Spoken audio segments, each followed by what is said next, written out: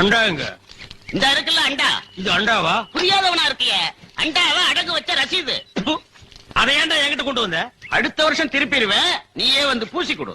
அடுத்த வருஷம் அது வரைக்கும் நான் இந்த குடிசுக்குள்ளே உட்கார்ந்துருக்கணும். ஓ இஷ்டம். இதுல நக்கல் வேறயா? அடுத்த வருஷம் நீ எப்படி மூட்டுவ? அறுவடை பண்ணிருவல்ல. ஐயோ, தஞ்சாவூர்ல 5000 ஏக்கருக்கு சொந்தக்கார வெண்ணெய் அறிவுரு அப்படியே அறுத்து தள்ளிட்டாலும் மூட்டு கொடுத்துருவாரு.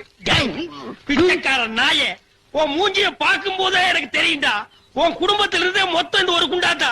அதுவும் நீ பிச்சை எடுக்க வச்சிருக்க, அது ஐயம்பூசிட்டா பிச்சை எடுப்பியா? டேய், நீ எல்லாம் மனசாட்சி இல்லாதவன்டா.